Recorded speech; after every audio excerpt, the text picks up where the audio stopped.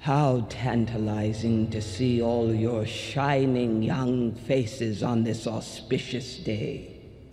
I am Dr. Volumnia Gall, your humble head game maker in charge of the War Department and all its affiliated concerns. I've broken free of my laboratory today to examine you, the leaders of the next generation. I won't be around forever after all.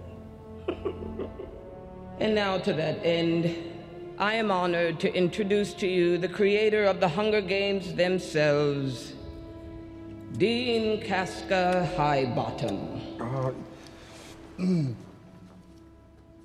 Select students, faculty, and of course, Dr. Gall. I have summoned you all here today for the 10th annual reaping ceremony, in which we choose 2 children from each district to throw into the Capitol arena to fight to the death in the Hunger Games. Lucy Gray Baird.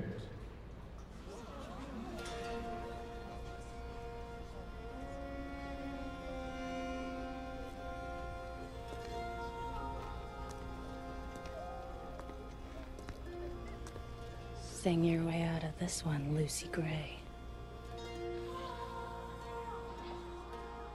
What is that dress? She's some sort of clown? Lucy Gray. I didn't know. I didn't know. I'm sorry.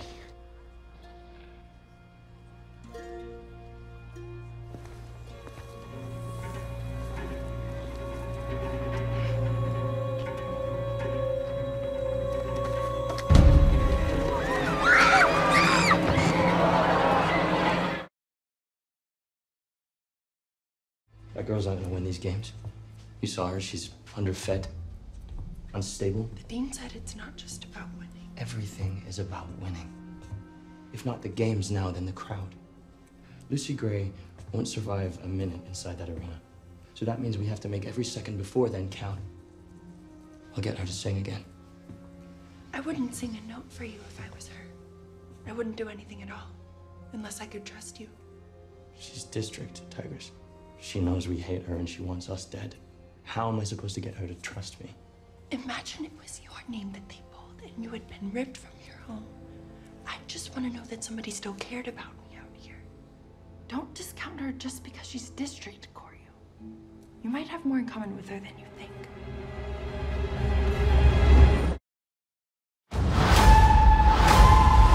We're live! Mr. Snow, after everything you've seen out there in the world,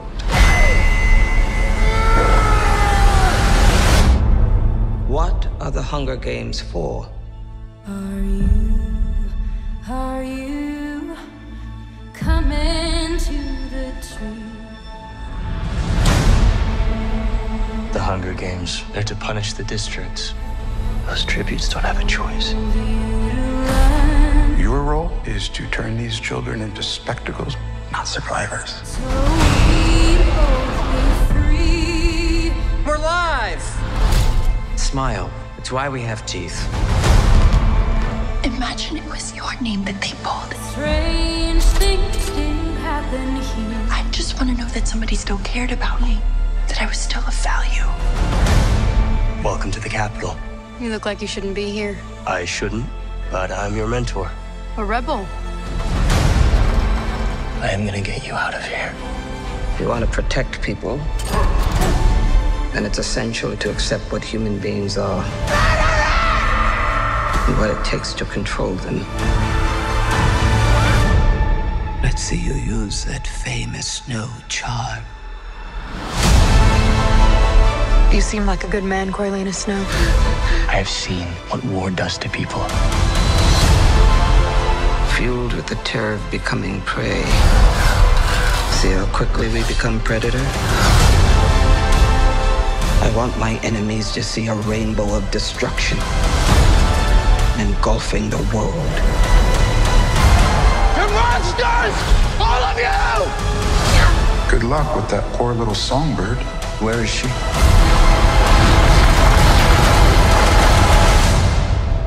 It's a mystery. And mysteries have a way of driving people mad.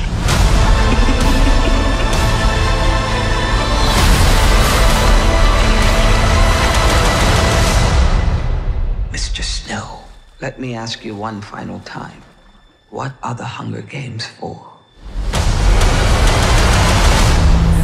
Hanging tree.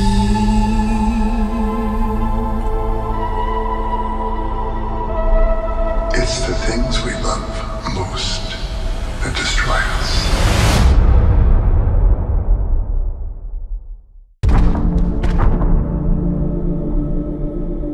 How tantalizing to see all your shining young faces on this auspicious day.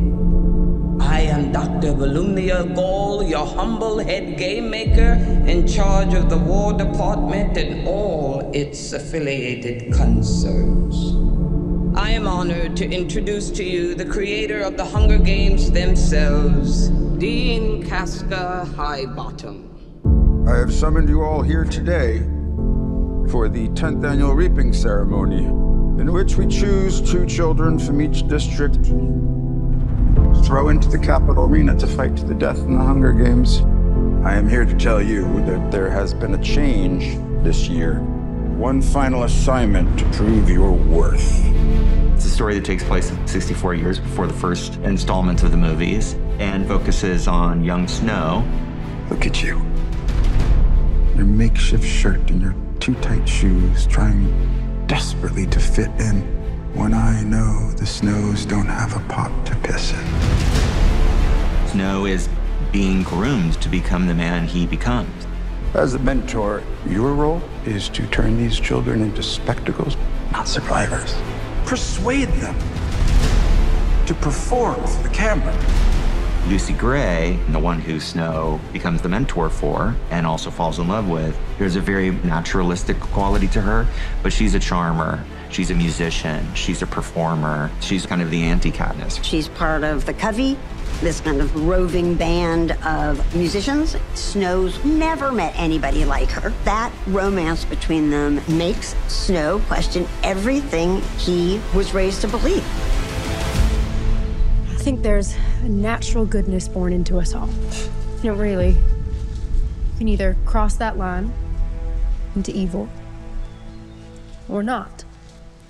And it's our life's work to stay on the right side of that line. Part of the love story starts to fall apart, and that is part of the creation of who he becomes. It's the things we love most that destroy us. Most everybody that I work with is coming back. Trish Somerville is doing the costumes for this movie. Joe Willems, who shot Catching Fire, the Mockingjays. The one new person that I'm really excited about is Uli Hanisch, who's the production designer. We talked about the sort of look and the feel of the movie. The visuals of this movie will be very different than Mockingjay, but there's real consistency in terms of the Capitol architecture. We get to sort of reinvent the world of Panem, to sort of deconstruct what the games are that we're sort of used to and go back in time. It wasn't until I read it that I saw how much music was actually in here. And we met with Dave Cobb. He's a fantastic songwriter and producer. It's going to be fun to take all this history of British Isles music and Southern music and mash it all together in this dystopian way in this future. James Newton Howard. It's my 4th Hunger Games film with him. The musical opportunity is great. Relationships are very powerful in the movie. The good and the bad are very clearly laid out. For James and I, it was really fun to explore a new sound for the Hunger Games. Sometimes it's foot stomping and rousing, and sometimes it's haunting, mysterious, and a lot of that is based on the kind of period of the movie itself. But there's going to be some familiar elements as well. Hanging Tree is back in a completely different iteration and treatment. Here, we get to see Lucy Gray coming up with it for the first time.